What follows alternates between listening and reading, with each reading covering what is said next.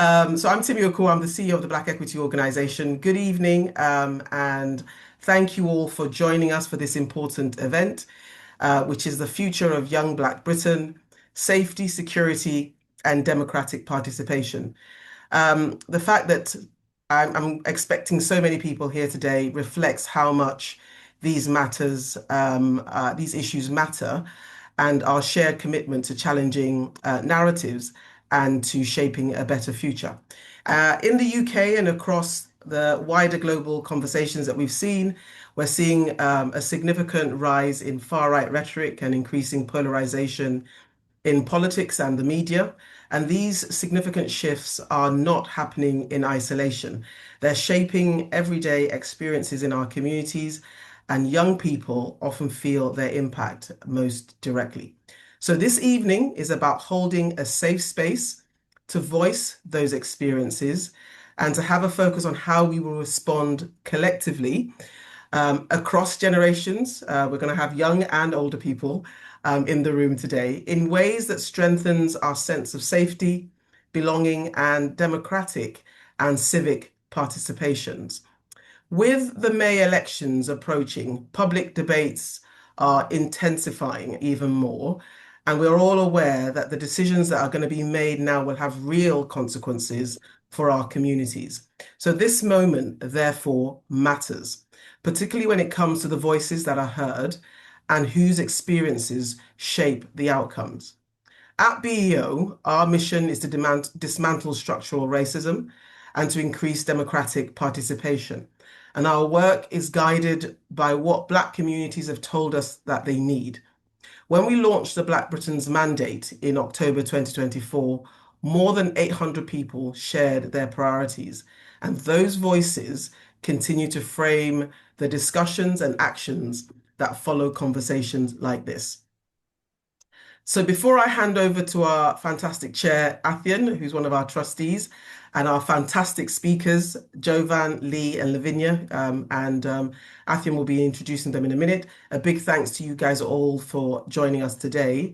I want to encourage everyone to use this space fully, share your experiences and reflections throughout the discussions in the chat, and there's also an opportunity for a Q&A at the end of the session. But I will first of all hand over to Anita Aqua, who's our fantastic senior research officer, to provide a brief overview of some of BEO's research and polling results that we did last year. Thank you. Over to Anita. Thank you, Timi. James, are you going to share some of these slides that we have set up for this evening?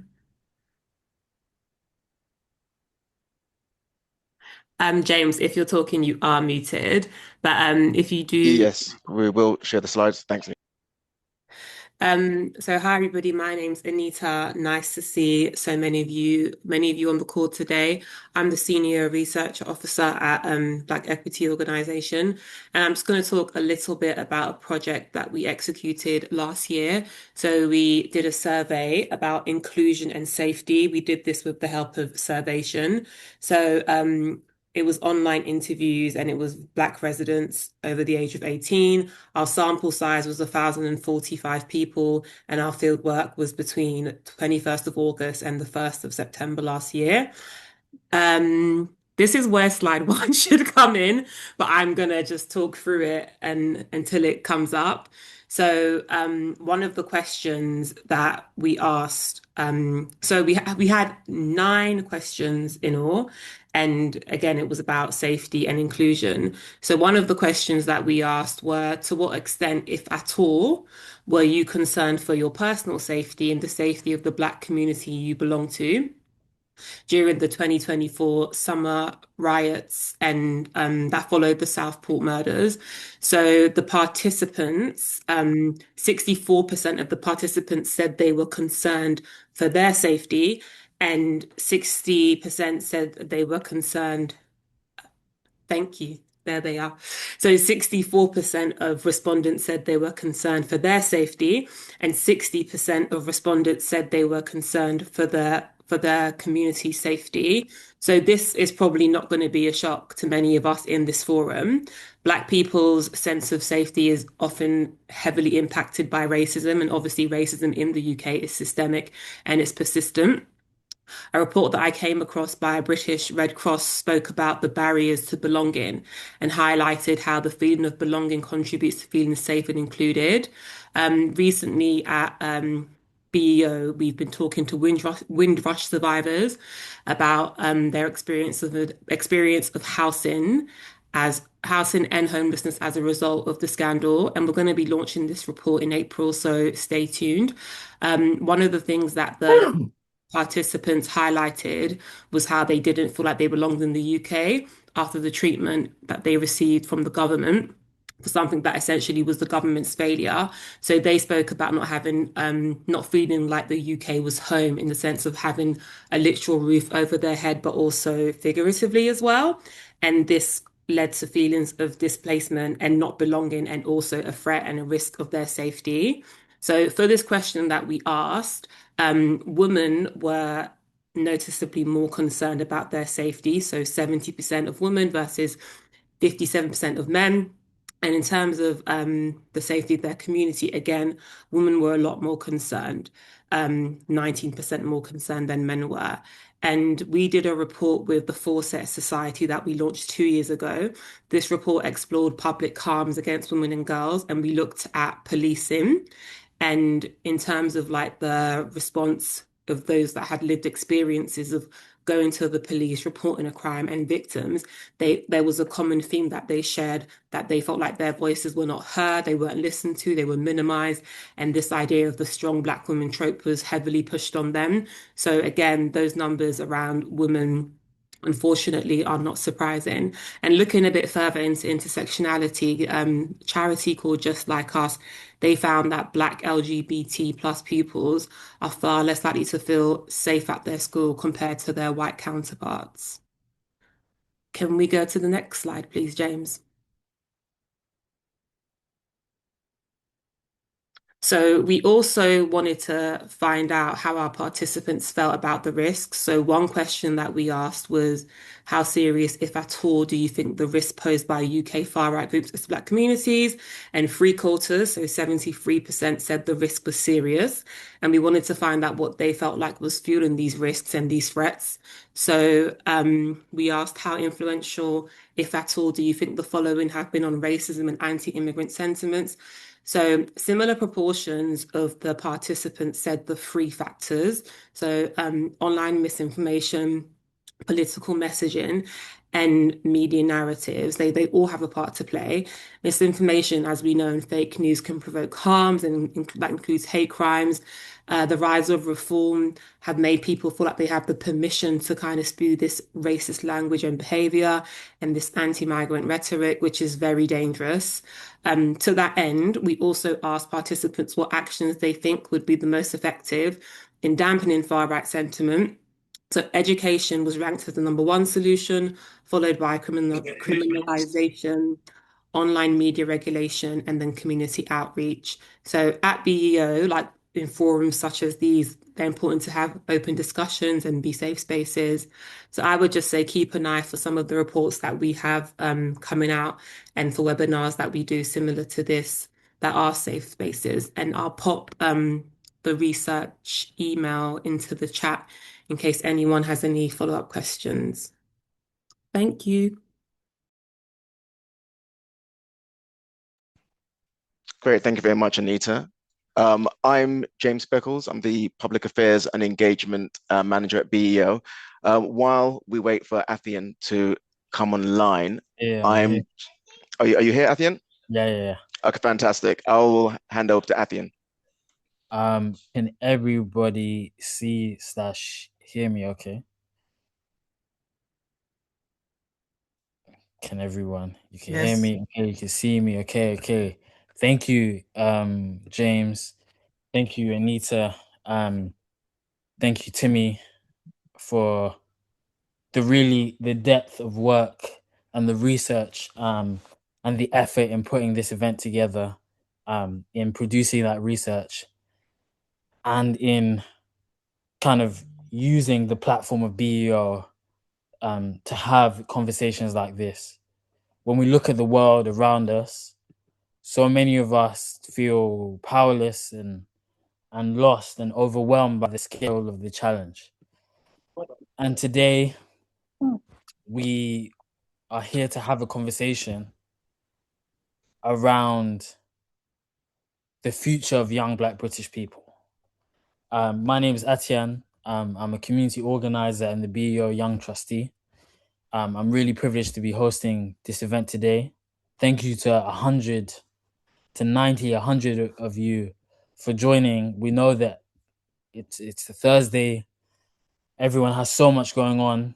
So for you to set aside some time to join us is a real testament to the fact that no matter how difficult things become, we are united and we can find a way forward. And conversations like this are the beginning of progress and change. And for those who require sign language interpretation, we have Rebecca and Vivi, who are our interpreters, who have very kindly joined us today. So please, if you need and would benefit from that support, please make sure to pin them, as we have that to ensure that this event is accessible. So today we're going to be having a conversation on the future of young Black Britain. And we're really privileged to be joined by a panel of activists, organizers, educators, politicians, political leaders, who collectively have done work in the past and are doing work now and will continue to do work in the future to empower the next generation of young Black British people. And we want to get their insight, we want to get their perspective, we want to hear how their work serves as a roadmap to the future, with practical steps about how we can create a more hopeful, just, and safe future for young Black people. So I'm going to do some introductions very quickly. I'm going to start with Jovan. So Jovan Rusu-Nepal is a political campaigner, commentator, consultant, writer, educator, and public speaker whose journey into politics was driven by a commitment to social justice rather than career ambition. And we're really privileged to be joined by Jovan, who is soon going to be running to be on the NEC, the National Executive Committee of the Labour Party. If he wins in that election, that would make him the second Black man in the history of the Labour Party to succeed in holding that position. So we're really privileged to be joined by Jovan. We are also extremely privileged to be joined by Lavinia Stennett, the founder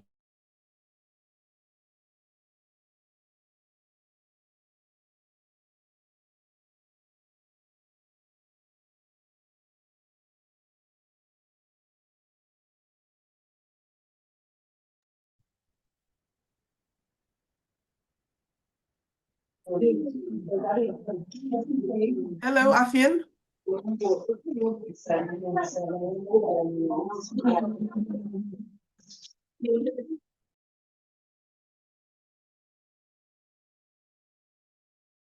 an organization. Okay, am I back? My Wi-Fi cut out there for a second. Am I back? I'm back. They can't hold us.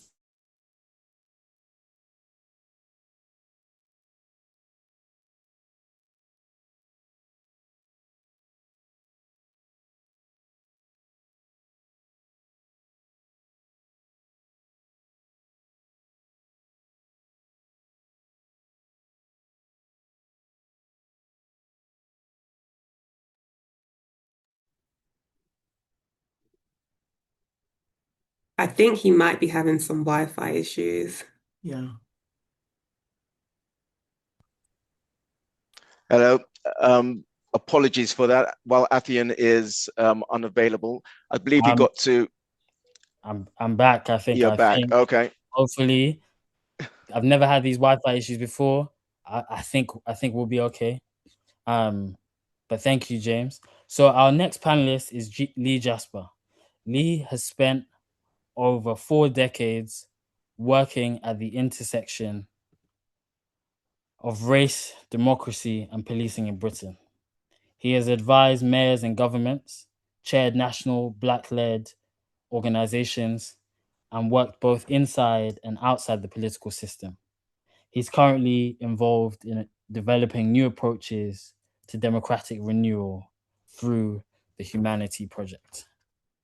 So thank you to our panel. We have a panel that has done so much for so long to build a better future for young Black British people. Thank you, Lee. Thank you, Lavinia. Thank you, Jovan, for joining us. The first question. Affian, actually, do you mind just going over Lavinia's introduction again? Because I think some people might. That was when I cut out. Yeah, thank you. Okay, no worries. So Lavinia Stennett is a writer, author, cultural diplomat, and founder/director of the Black Curriculum, an organization that aims to teach Black history in schools. She is passionate about education and social justice. It's a real privilege to have Lavinia join us. Lavinia has done so much to highlight and to raise the profile of Black history in the British education system, and has in many ways changed the conversation. The Black Curriculum has done so much work to change the conversation around Black British history and to provide the platform for young Black people and the nation more broadly and across countries to raise the profile of Black history. So thank you to Lavinia for joining us. Thank you to Lavinia. Thank you to Jovan. Thank you to Lee. So I'm really keen to get into the conversation. I would like to first bring in Lee. A big takeaway from the research that happened is around safety and security, and the feeling of insecurity amongst young Black British people, amongst Black British communities. So Lee, with your experience in the front lines and in the backstage of politics, what are the challenges facing young Black people about their safety?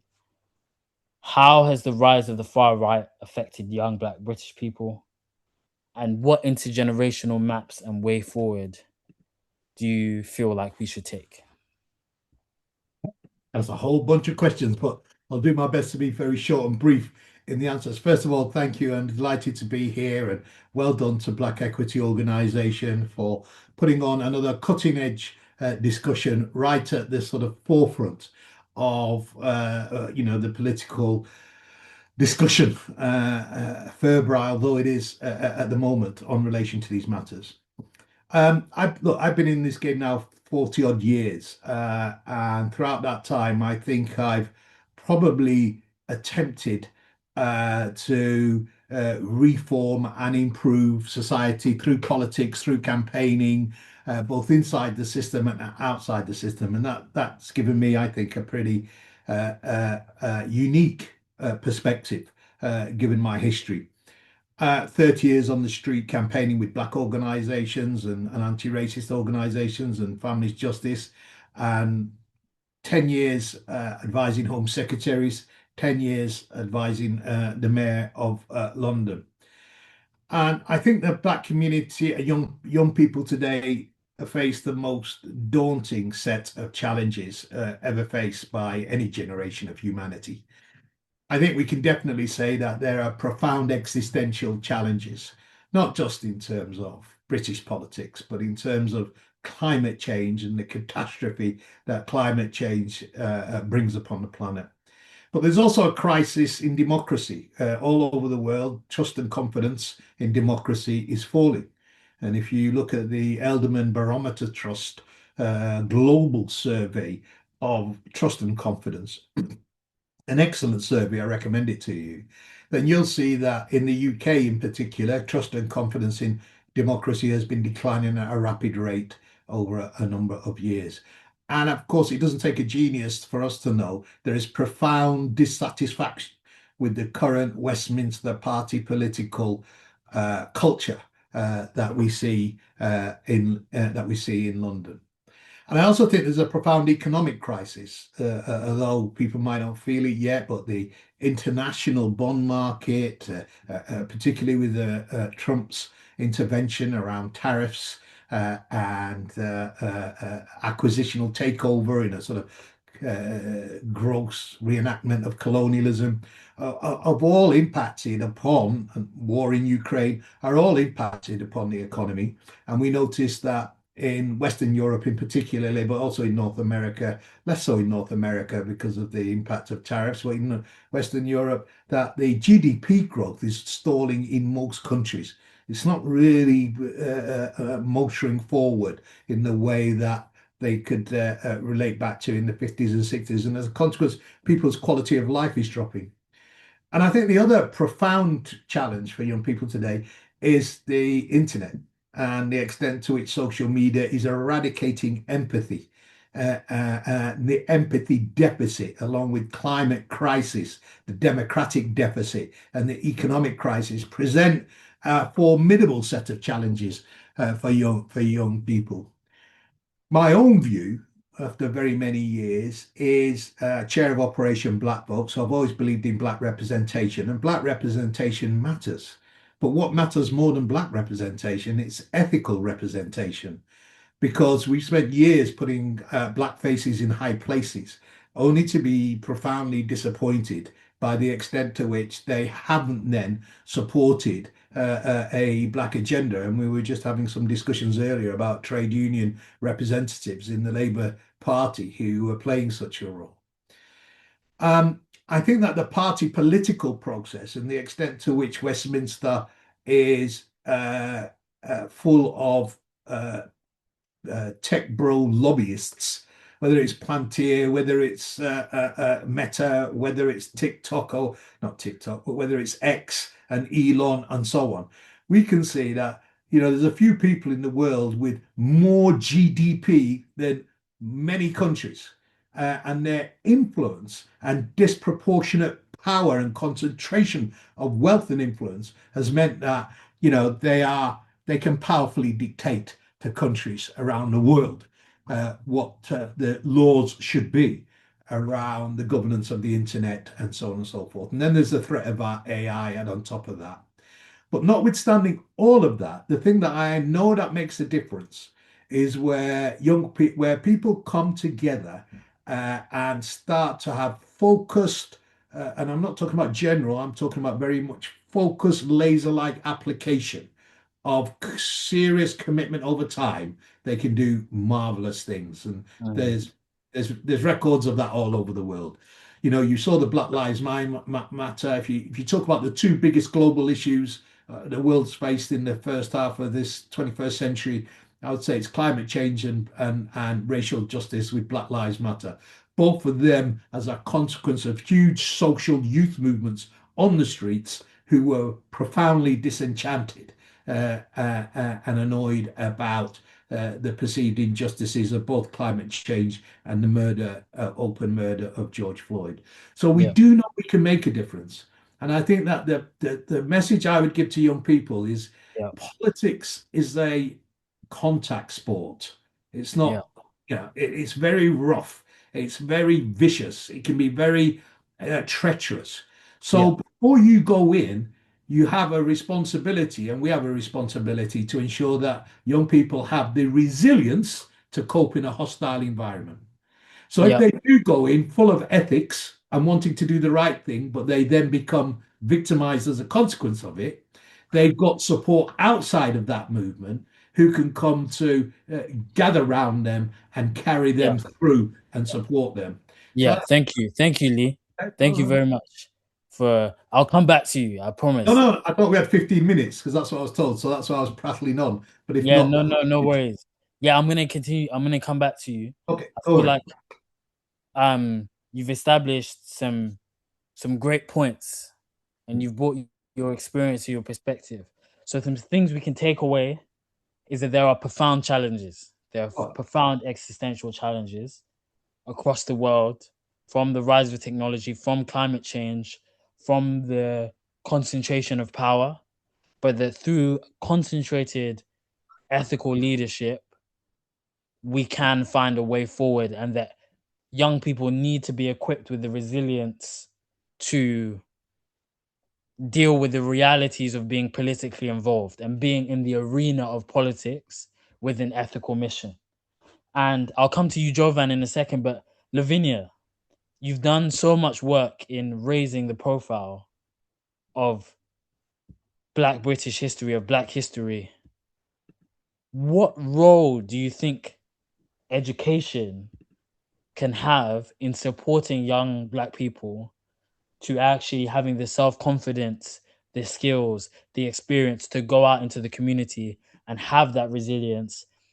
Could you perhaps speak to your own experience of being a young Black organization founder, but also the experience of the young people you work with? And what do you think raising the profile of how do you think raising the profile of Black history can support us in navigating this moment of the rise of the far right? Okay. I'll try and divide the questions. So one is the role of education, and then the role of TBC against the far right, and other organizations as well. Okay, so thank you so much to the trustees, Timmy, and everyone here from the community that's come to listen and also to share. I'm really grateful to be here. So the first thing that I would say is that ultimately I believe fundamentally young people deserve an opportunity to be heard, first of all. And I also secondly believe that young people have unique skills and that we should protect those unique skills. And often under the framework of traditional education, we have safeguarding, we have these kind of laws and ways of controlling how young people are able to express and also in a way to protect their voices. But sometimes that protection actually is something that blocks out their voice in the political process. And so when I look at traditional forms of engaging in politics through voting and through becoming a member of a party, there are so many instances where young people's voices are still blotted out because our education implicitly tells us that 1, you have to be 16, 2, you have to join a party, 3, unless you do those 2 things, then you don't actually have a stake in civic society. And so even our education from citizenship already tells young people that we're not supposed to be a part of the political process, or in order to be a part of the political process, you have to conform to certain things. There's going to be penalties, for example, if you go against the traditional views of the party, or for example, if you have a different view that is outside of the dominant view, there's going to be a penalty for that. And instead of actually allowing young people to come up with solutions and come up with different ways of doing things in pre-existing system. And for me, that is the problem, that our education primarily is based on conformity as it relates to being involved in the political process. So how can we as young people have more of a stake? I think our education has to primarily start with the fact that political participation does not just mean going to number 10. It doesn't just mean going through traditional routes. I think it also is about allowing young people to develop the skills outside of just going on leadership programs or going on just tagging along side organizations who are already doing the work. Is actually giving them the skills like negotiation to be able to even have that conversation with the authorities that be and how to change things, because unless we are giving young people those types of skills that are also intergenerational, we miss out. I'll give an anecdote. Last year, we were invited to speak at Parliament, a number of organizations, and there were people in Parliament and also in the political system who are Black, who gave us some kind of advice. And the advice, just to kind of conclude and to sum it up, was that we just need to campaign harder. And I feel that it kind of missed the mark, whereby there wasn't enough nuance to the conversation of how the political process has changed, how economic factors have changed, how social factors have changed, and how young people and those of us who want a change in the curriculum and education more broadly are working towards those steps and what we can learn from the older generation. And I think without these intergenerational conversations, our education basically falls flat, and then we rely on these like very linear tropes that we need to work harder, or we need to campaign harder, or we just need to like, you know, do better in our organizing. And I think that it's not always as simple as that. So I think our political education has to involve negotiation skills. It has to involve you know, not repeating like these silos of how we historically have mobilized together. When I came into my work, I was around Tony Warner, I was around Anne Braithwaite, I was around a lot of radicals from the past who had insight, but also were already in communion with young people. And I think that that's really key. And I think that's a missing thing as the decline of community, which relates to the economic situation of the UK, continues to persist. So those are some things I have as an answer to your first question, like what we can do in terms of actual education. Secondly, I think in order to combat the rise of the far right, wow, there's so many things. I will say though that Black history education is not just about history, it's about our present. And I think the far right is able to manipulate people and, you know, have a narrative whereby they see themselves, which is the white, yeah, just say white society, as you know, marginalized, as having like, you know, things that have not been solved because they haven't been listened to. And I think that primarily comes out of a trope for years that has been taught that, you know, white people have had a series of oppressions, and you know, because Black people are now in this country, we're taking their jobs, and all these other basic lies that have been told since the time of us arriving en masse through the system of colonialism. So I would say that primarily it is about debunking these lies through education, through Black history education, through actually understanding that British history is much wider, as we know, and also allowing white people to take ownership, because I think sometimes we are the ones that are leading the conversations, we're the ones that are leading the education, but there isn't any accountability on part of schools, on part of, you know, institutions that allow a lot of these lies to spread. And I think there needs to be some kind of crackdown, not only in the teaching, but also in the enforcement of like how attitudes are allowed to permeate in politics and in education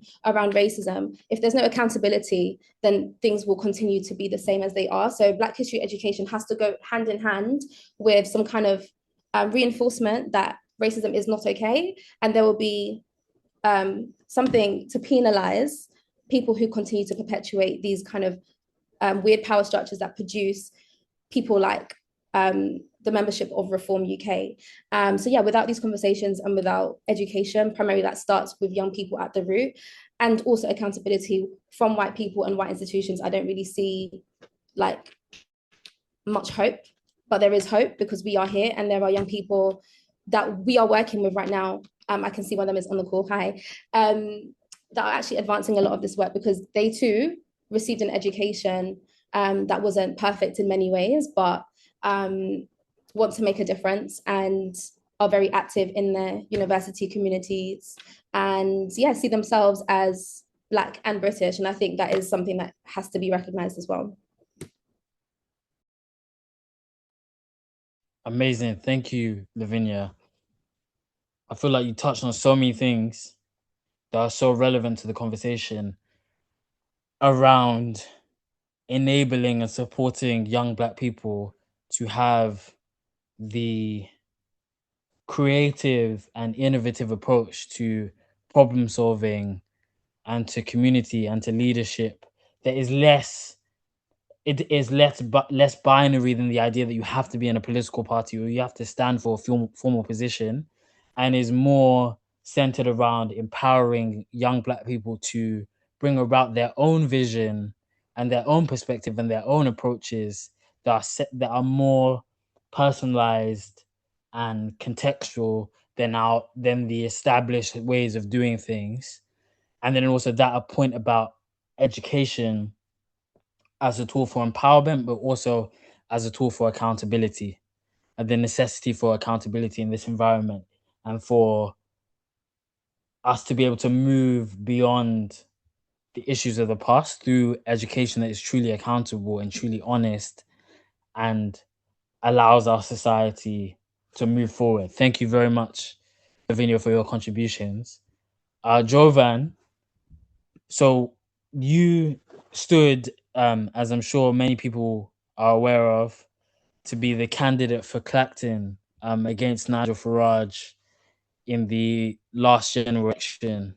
And in that process, you interacted and had your own personal experience of being a candidate and of being affected and in dialogue with the far right. And what first of all, what was that like? And then what challenges do you think from that experience young Black people may have that people would not know in political participation? And what do you feel like were some lessons from your experience as a young Black political figure, as a young Black candidate, that could both encourage other people to stand and to get involved, but also to recognize some of those issues around the rise of the far right? What are your reflections? And it would be amazing if you could summarize those challenging aspects in around 7 to 8 minutes. That would be amazing. Thank you, Jovan. Yes, thank you, Etienne. And thank you, Timmy and James, for inviting me along to speak to you all. It is such a kind of privilege to be here, especially when I look on the call and I see some names that I recognize. And I'm very mindful that oftentimes when I'm speaking to people, it was through the solidarity of many people like here that kept me going through what was quite a challenging and difficult campaign. And I still come across people. Oftentimes young Black people in the streets who saw some of the work and some of the kind of sentiment we were trying to push, basically suggesting that hope and optimism is a much more effective politics over division and hate. But sadly, it seems though that we're in a period where division and hate is winning, but I'm confident that it can't be winning for much longer because as Etienne said at the beginning, we've got work to do. We can't lay complacent around the state of the world as it is today. But yeah, some of you may know I was the Labour Party's candidate down in Clacton, and it was such an interesting experience. It was my first time ever standing for any political office, and I recognise what Lavinia was saying and also what Lee was saying. But at least for me, the way in which I could kind of advocate for my community, that I thought was most natural to me was to go down a political path. I was the only Black person under the age of 30 who was standing. And so the first thing I would say is that's a deeply isolating experience, especially when you're going against somebody like Farage, and where most candidates have someone who's looking like them, who's standing, and to a point can resonate with some of their experiences.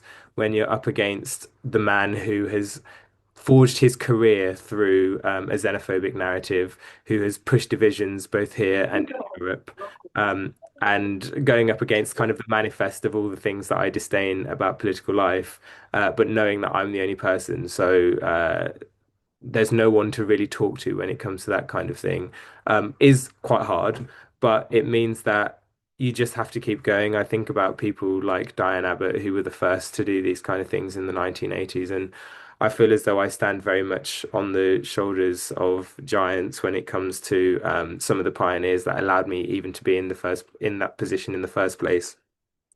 But when we're looking at the rise of the far right, I mean, it's obviously something that is pressing. It's happening not just here in the UK, it's happening the world over, it's happening in Europe. And it's something that I think we deeply have to be minded by because with it comes a very pernicious style of politics. Not only is it pernicious within itself, but I'm particularly minded by the quote. I don't know if anyone's heard of Anand Sivanandan, but he said, what Powell says today the Tories say tomorrow and Labour legislate the day after.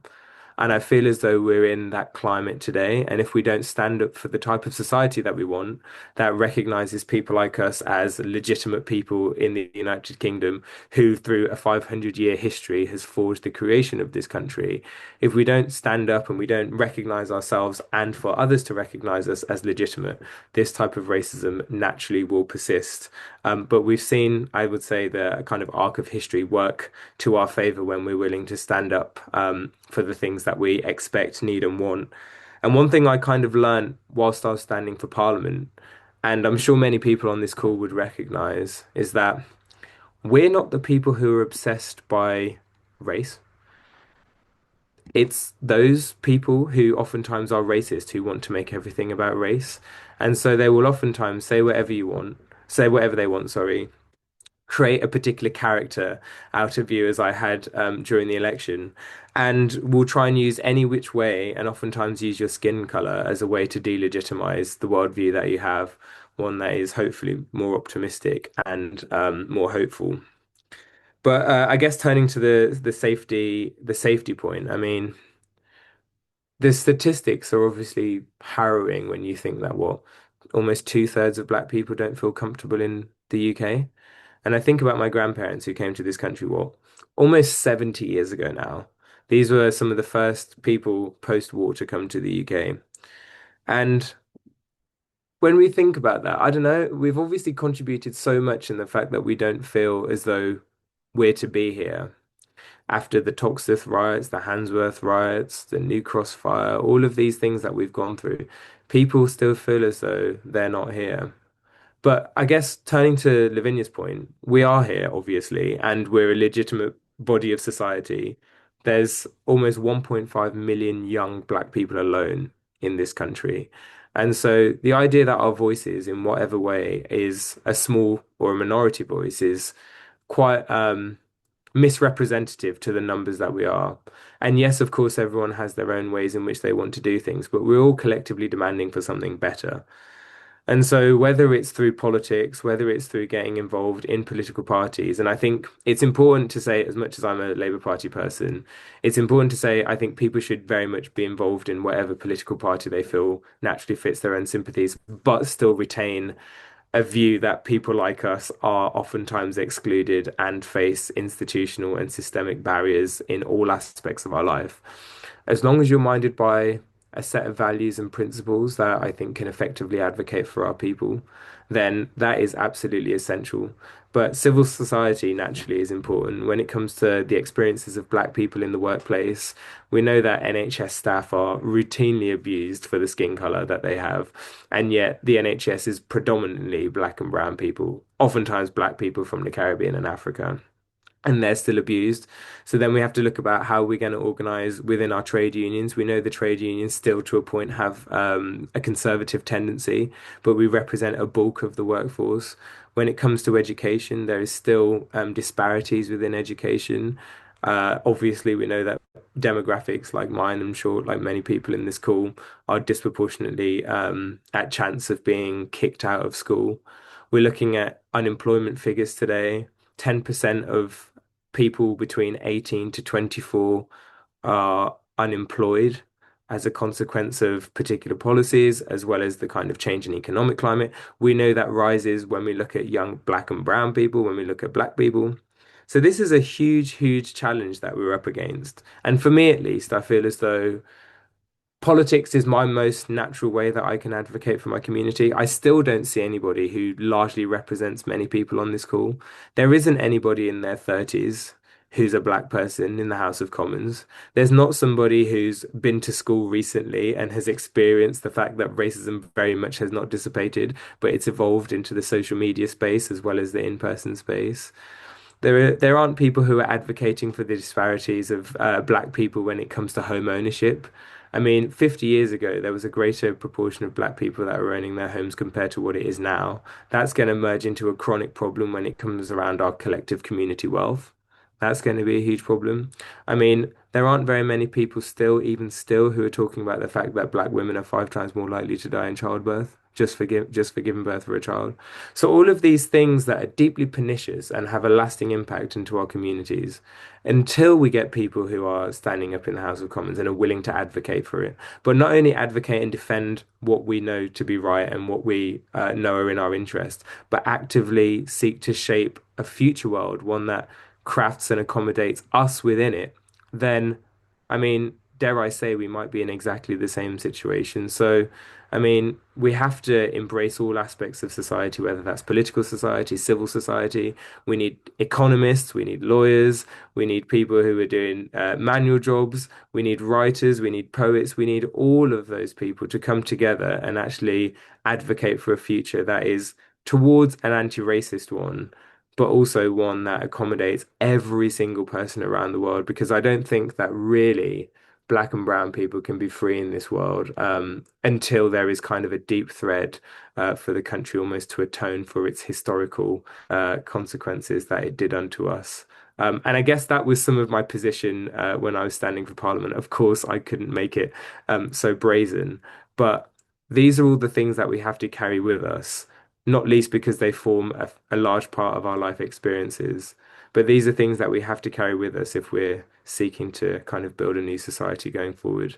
And I always think I'm 29 years old. There's a likelihood I've got at least 50 years left. My grandparents are quite old. We've got a long time left, and I don't want to see the country descend into more prejudice and discrimination.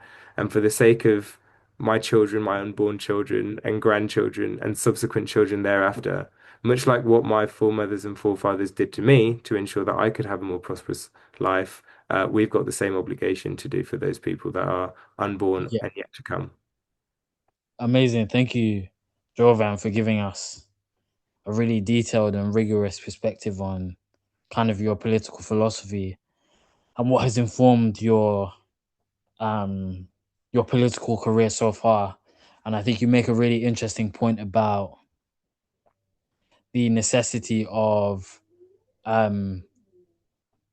activism, that almost being brave enough to step into the really complicated space of Westminster, and the necessity of us having voices there that are both anti-racist but strive for a fairer, more just, more equitable society on a universal level. So the importance of candidates who speak to our particular concerns and needs, whether that's wealth, health disparities. You spoke about educational disparities, but then also you make that really interesting point about the role of young Black political candidates in advocating for a better, more just, and more fair society more generally. Because I think there can be a great deal of often justified cynicism towards the electoral space.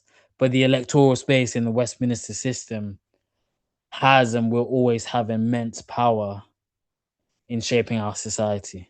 So thank you so much for giving your perspective. So we have about 10 minutes left of the panel focused discussion. And so if Jovan, Lee, Lavinia can be really succinct in your answers, so we can make sure that we can get the audience in to ask you all questions. So I have one question for all three of you. So perhaps I'll start with Lee. From your political experience, how can young Black people participate in the democratic process? You've seen it both. You've advised and you've been involved in the work of home secretaries and mayors in the work of political figures. In practical steps, how can young Black people be involved? And if you could give us your answer in about 2 to 3 minutes, that would be amazing. Thank you, Lee.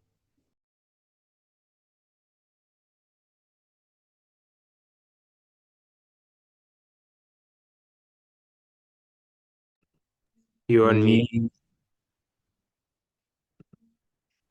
As founding chair of Operation Black Vote, founded in 1996, the organisation has been responsible for putting more young Black people into political office than any other single organisation in the UK. And we've done that by providing them with insight, political masterclasses, engagement with senior politicians. They can shadow politicians and their particular parties, and that has resulted in a massive increase in Black representation within the political system. So I think there are genuine ways in which you can offer support for young people whose aspirations are to get into politics. And we put people, in fact, Operation Black Vote has put more Black representation into the Conservative Party than Labour over its period of time. And that's not because of greater effort on behalf of OBV, that's largely because of David Cameron and Theresa May, who were more open to black selection than was previous Labour leaders at that time. So you can promote and support young people with those aspirations. But what we find is what's lacking is once they're in the system, whether it's a local council or whether it's an MP level or working as a senior policy advisor in a party, when they get into problems, that's when there are issues and challenges.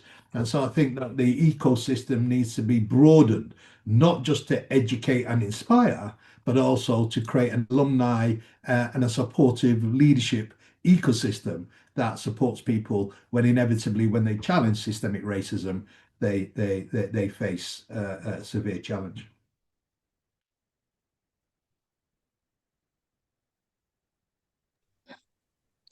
Thank you very much, Lee. I think that is a very interesting point about the necessity of supporting candidates. Like when you do get young black people into the political arena, when you empower them, how are you keeping them safe? I think a hidden, I think that people don't often acknowledge is that being in the political arena is very difficult, and young black people especially need support and to be uplifted to ensure that they can participate safely. Jovan, in 2 to 3 minutes, how do you think that young black people can participate in the democratic process?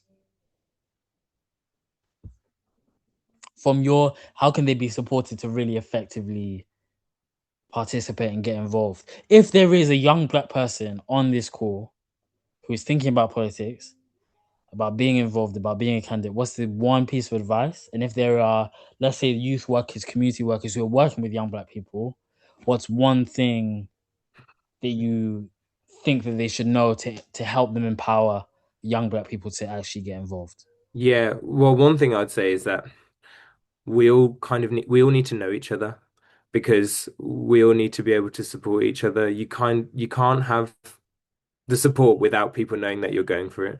And one of the reasons that I was able to have the support in the way that I did was because I had a lot of people who I knew and were very supportive, even if they hated the Labour Party or loved the Labour Party or whatever it was. People were supportive of the mission of what I was trying to do, or the kind of worldview I was trying to espouse. And so I think you're right about the ecosystem needing to be more effectively developed. And I think, dare I say, it needs to get younger. Like I said, I was the only black candidate under the age of 30 at the last election. That is an isolating experience, especially when you're up against. I mean, I do feel sorry for whoever the next person may be going up in Clacton, but it can be quite an isolating experience. So we definitely need to ensure that that is strengthened. I was also thinking, going off the back of what Lee said, the black vote, I mean, it's a significant amount of the population now. And if we really kind of got our minds together, I think more of these political parties would not only have an agenda that meets our needs, but dare I say, they would be frightened of us in the way that I think they're frightened of other communities, because to a point, we hold the key as to whether they can form a government at the next election or not. So I think we need to embrace the fact that as a community, we now, probably for the first time in a very, very long time, have electoral and democratic power within this country, a kind of something that was denied to us for such a long period of time. And I'm not trying to suggest that it's perfect. Of course, it's not perfect. And there are so many kind of barriers and obstacles. I mean, for me to even find myself in the position, naturally, I'm sure, as everyone knows, you have to work 10 times as harder to get 10 times less. But you just have to keep going. And as I say, you're motivated by, to me anyway, changing the world. I have to leave the world a better place than I found it. And so I think anybody who wants to go into political life, and it doesn't just have to be political life, because I mean, civil society, I mean, some of the greatest change makers, some of the greatest people who have changed how we think about the world, how we approach the world. They haven't been elected. If anything, they're people who've disdained the political system. So you don't have to be involved in politics. I think we all have to respect each other's hustle, but consolidating your worldview as to what is it you want to actually do for humanity, for our people, I think that's really important. And then just knowing that there are people out there who are supporting you, try and get a team of supporters. And oftentimes I'd say getting Black supporters is very helpful because the media will try and say whatever they want about you, and it can be very malicious and untrue. So as long as you have people who know who you are, what you believe, you will have the support. I'm very confident of that. So yeah, I hope that answers your question. Yeah, it does. I think if we think about, I think the really thorough, like the thread that is emerging between what you said, Lee, and what you said, Jovan, is about the importance of community and about the idea that when people are isolated, that people are unsafe. And through community, it enables young Black people to be able to safely participate and to also hold more political power. So those are really interesting points that we don't often hear about in the kind of conversation. So just to bring you in and to have the final question, Lavinia, you've done so much in terms of civic participation, and you founded a national organization at age 23. That's a remarkable achievement. In terms of, what are some other ways that young Black people can participate? What is the single best piece of advice or wisdom that you would give a young Black person who wants to participate civically or start their own organization? What's one thing that you would want them to know? And if you could let us know in like 4 to 5 minutes, that would be amazing. 3 to 4, 5 I'm minutes. glad I've got a bit of time. Okay, thank you so much. So I'll try and take my time. I would say, first of all, our idea of leadership cannot start with the individual. We are collective, but you have to know yourself. So when I started out my journey as a change maker, it was way before Black curriculum, but I was very strong on who I was and my identity in university. So I knew that I am a Black woman, and that is what I was going to define myself as, and that is who I wanted to represent. I also knew I was coming from a working class background. That was also very clear in terms of how I approached my politics. And so even though I was around working class white people, I did not let them bully me out of having that certainty in terms of what I was trying to achieve with my leadership and with my community. And I didn't allow them to over talk or try to, sway me to kind of focus on having, more softer language. And I think this even applies today. So this might surprise a lot of you. I have recently been elected as councillor in Brixton, as one of 3 with the Green Party. This is the next stage of my journey.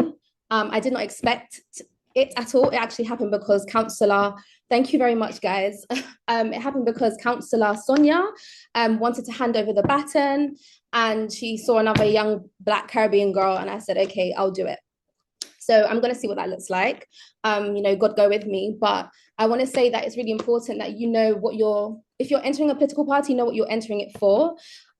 What's really important to me right now is reparations. I see a huge opportunity to widen the discussion in other areas, particularly with the Green Party, that solely focus on certain causes, but then just continue to just ignore the centuries of atrocities that have happened to our lands, to our people. And so I'm going in with the sole knowledge that this is something that I want to advance with the Black curriculum. It's something that I want to advance as a young woman, a young Black woman that is of Jamaican heritage.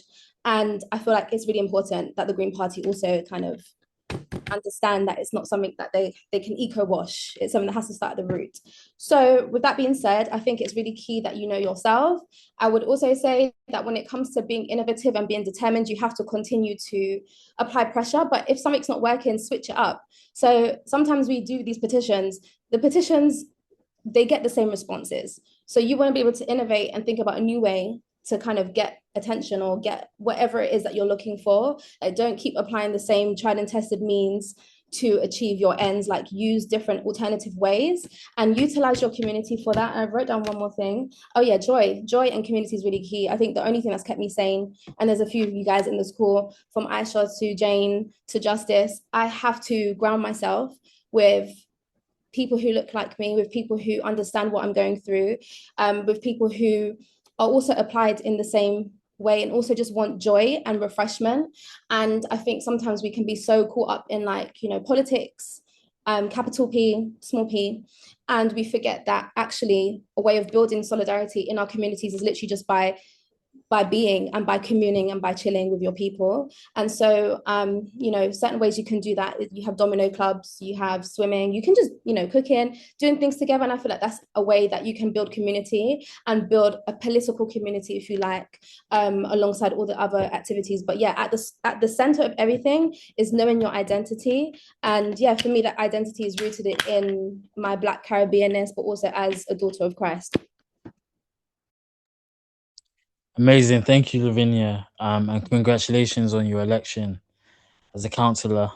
So many people in the chat are saying congratulations. So that's great news to hear. And thank you for kind of letting us know about your journey and the importance of remaining steadfast in your identity and what you believe and your perspective. And I feel like that's a very useful lesson for young Black people who are entering positions of leadership, to be able to stay true to what they believe and what they think.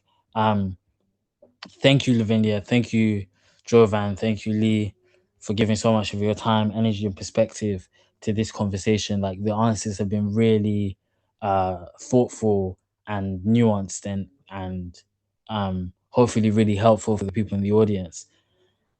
So now we have about 15 minutes, 10-15 minutes of questions.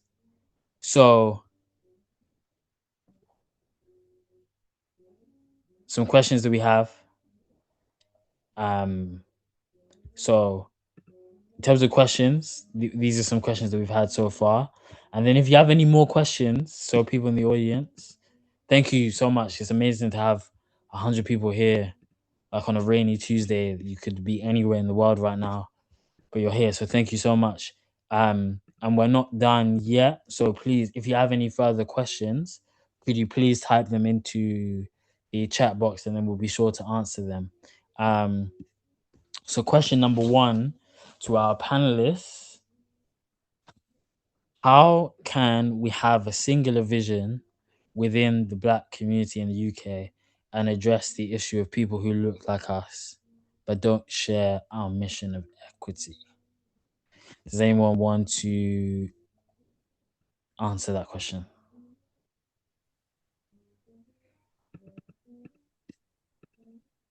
Yeah, I think you build democratic accountability.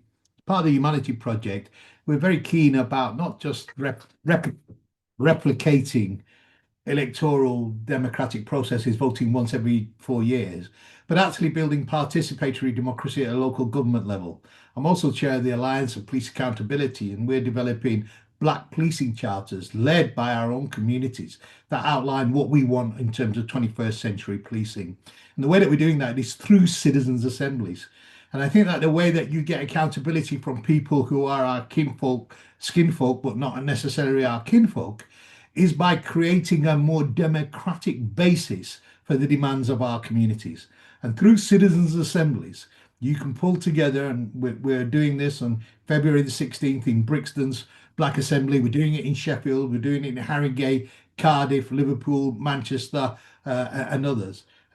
Creating these citizens' assemblies so that communities can address their key concerns and set out in a democratic fashion what their demands are, and then say to everybody who's representing them, this is the priority democratic view of our community, and how are you going to engage with us? And so at least then you begin to delineate those who wish to support democratic arrived at priorities by grassroots communities through citizens' assemblies, as opposed to them who want to adopt other priorities that are not reflective of community aspiration. Yeah, thank you, Lee. I think that's a really interesting and nuanced and positive answer around using the power of accountability and democratic structures to ensure that we have a better basis of decision making, and the means to which our communities' needs and perspective can be translated into decision making. So, thank you very much, Lee, for your answer to that question. That's clearly the reflection of a lot of decades of work and experience. So, thank you for bringing that to us today. The second question: what do funders need to do to progress the advocacy and greater agency for young Black people? Lavinia, could you answer to that question, as someone who has ran an organization? Um, what do you think funders need to do to progress the advocacy and to enable agency for young Black people? I think it's such an important question, and something that allows us to remind ourselves of the fact that nothing changes, especially in a capitalist society, if the work that we're advocating for is actually not funded and sustained. And it goes beyond just having money for initiatives to just make a short-term impact. It's actually about having a collective long-term vision. I think at the moment, a lot of the criteria for applications is it's very elusive. So what that means is that it's very unclear sometimes if you are a young person that wants to go into advocacy and activism, how you can even be eligible for a grant, right? Or what grants even fund you if you're not even a constituted entity, if you don't have a company yet, how can you still receive money? Number two, I think also there's within the way that grants, I think they're now being a little bit more flexible. So that does show that there has been some kind of conversations and progress, but it's still not enough, whereby the way in which you're monitored and your programs and activities are evaluated, it's still against like the funders' priorities, and the funders' priorities are also rooted in something bigger. And so what that then means is that sometimes young people don't even have an opportunity to like push something through because it doesn't align with the funders' criteria. And that like sometimes it's like, how does this actually advance anything that we are systemically facing right now, from education to exclusions to the housing crisis? And so that somebody said it, fund individuals, that's a great shout. I think we need to like just rethink how funders can also work with communities, because sometimes it feels like you don't see the board, but you don't see the trustees, you don't see the people that make the decisions, and the decision is made and then it's like off you go, you can't apply for another year, and so you're just left in the cold. And I think last but not least, there needs to be some kind of joint up funding, whereby I know you have the Baobab Foundation and a few others, but there needs to be a wider fund for Black organizations, particularly to address systemic inequalities that goes over the span of like 3 to 5 years, or even longer, 10 years, because having funding for a year or 3 years means that by the middle of the time that you've reached the activity that you're doing, you're already thinking about what's coming next. You can't even focus on the work that you're doing, which reproduces a lot of the mental health effects and like burnout of founders and young people. And we don't want to do that. So I think that there needs to be like some collective body that allows funding to be a lot more equitable in all those ways. So it's gonna come, hopefully. Yeah, thank you, Lavinia, for giving us your experience and kind of outlining some of those realities of funding that many people isn't like common knowledge, but shapes so much of the capacity of people in the community to do work. So it's thank you so much for kind of bringing it to this forum, and for highlighting kind of some of the funding reforms that need to happen. So, Jovan,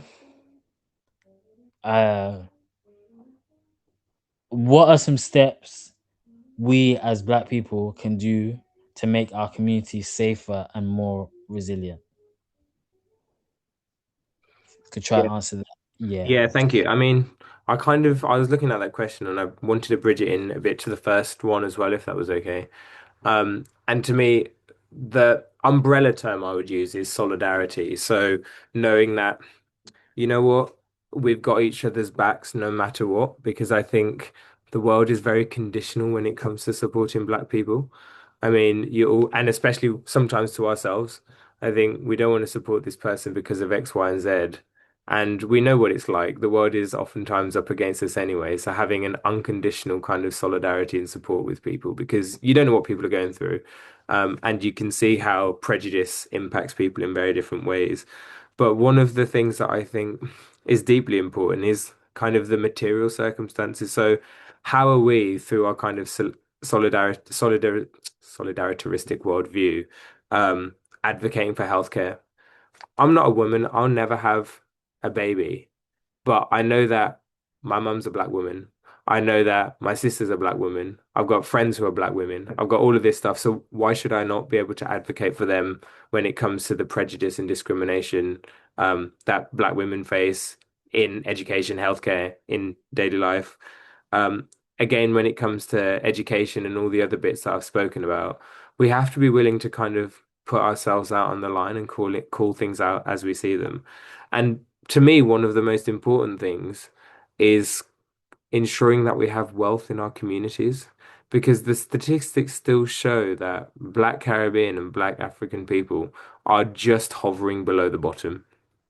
And we've been here for a long time now, largely speaking, and we're still just below the bottom, oftentimes working the hardest, earning the least, and still hovering just above the bottom.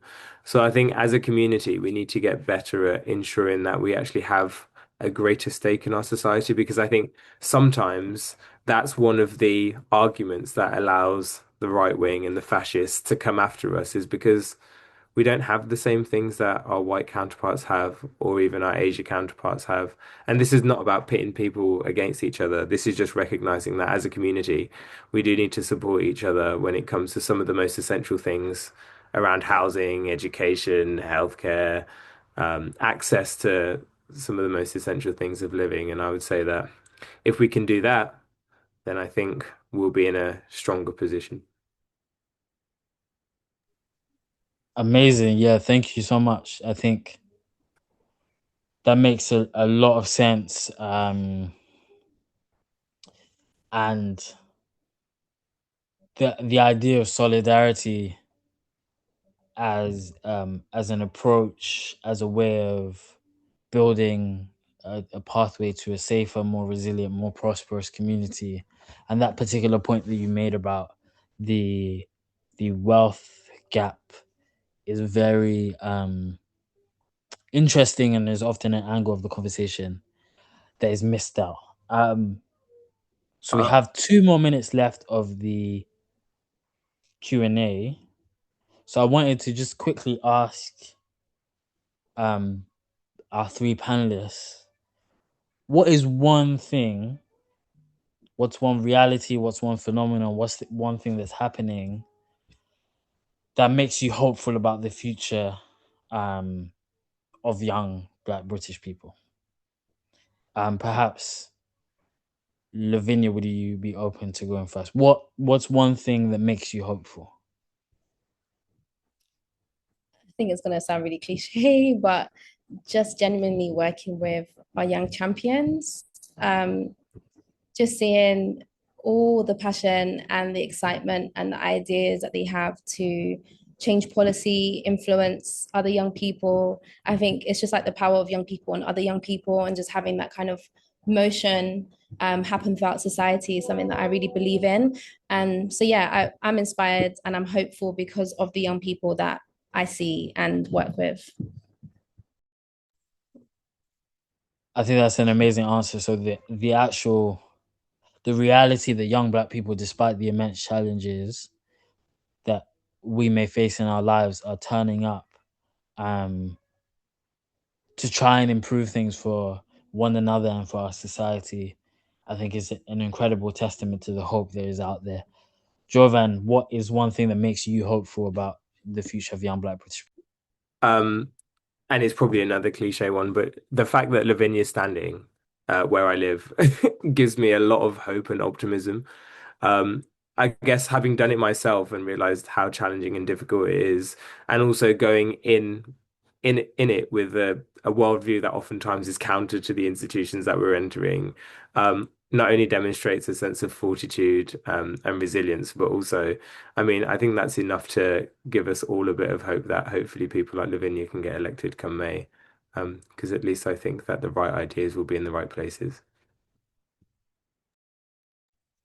And then Lee, what is one thing that makes you hopeful about the future of young Black British people?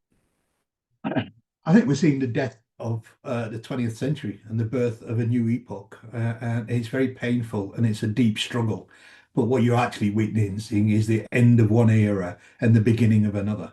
And if there's one thing that I would say gives us hope, is that whenever good people get together, they invariably make dramatic historical change and they can make unprecedented changes in history. So notwithstanding the challenge that is before us, given that the old system is dying right before our eyes in real time, and given the demand of young people for justice, clean air and atmosphere, economic equality, I am so pleased to be alive today to see the beginning of the kind of world changes that people of my age group have long, campaigned for but never achieved. So huge optimism for the future and huge belief in the power of people to make everlasting and historic change. Thank you, Lee. Thank you, Jovan. Thank you, Lavinia. I'm really, really sorry that there are a few questions that we haven't managed to answer. Like it's a lot to fit to bring this conversation together, and sometimes unfortunately it can be difficult to answer every question. So please, could you email if there are any follow-up questions, could you please email Timmy Okua, and you can also email research@blackequity.org.com. But thank you everyone for the engagement and the passion and the focus and the conversation that's happened in the chat. This has been a really interesting and engaging and hopefully inspiring conversation with three panelists who are doing so much to advance and create a more hopeful future for young Black British people. It's a real privilege to chair this event as the young trustee. And thank you to Timmy, thank you Anita, thank you James, thank you to the broader BEO team who are working relentlessly to bring about a brighter, fairer, more just future for young Black British people. We're in a really challenging context, but I think the conversation today reminds us that no matter how dark, no matter how difficult, no matter how arduous the journey is, there are people who've done it before. And even when things have looked impossible, I mean, there's that really famous Nelson Mandela quote where he says, "It seems impossible until it's done." I think that's a testament to this moment. And the fact that if we keep going, if we keep trying, if we keep showing up, even when the cameras aren't there, even when we're tired, even when it's difficult, and we continue to create an environment where young Black people can be involved, because I mean, up and down the country, there are so many young Black people who are so talented, who are navigating really difficult situations to work to improve the lives of the people around them and for our broader society. That's as much light as there is difficulty. Just some final requests. If you could please fill out the feedback form, which should be sent across very soon, and you'll get a follow-up email asking for some feedback. Actually, the webinar review is here, so please, if you could just vote and provide us feedback, it supports us to create events that are really catered towards the conversations that people in our community want to have and we're ultimately here to serve our community. And if you could please type into the chat any follow-up questions, any directions of travel that you'd want us to have, any topics that you want us to discuss. And please go onto the blackequityorg.com website, where you can find links to our projects, reports, and you can find out more. And please, please, please, if you can, go onto our website and consider donating. We've done so much, from strategic litigation to creating conversations like this, to working around improving the amount of Black people who are voting, to economic empowerment. And this work is only possible through the donations and through the support of our community. We're in a marathon, and we need your support through donations, no matter how small, to empower us to keep going. So please follow us on Instagram. Please donate. Please sign up to our newsletter. Because as long as we keep going, there's no limit to how bright of a future that we can create for young Black people. So please, please, please consider donating. Please follow us on social media. Please sign up and find out more about this work. This work is ongoing. The work endures. The work continues, and we'll continue to show up. We'll continue to try our hardest. But please donate and support us to continue on the road to a brighter, fairer, more just future where young Black people can fulfill their potential. Thank you very much, everyone. Thank you so much, Athian. Really appreciate your chairing today. You're a fantastic chair. Thanks to Lee, thanks to Jovan, and thanks to Lavinia for participating in this. And it's great to have more than 100 people join this session this evening. God bless you all. Thank you. Good night.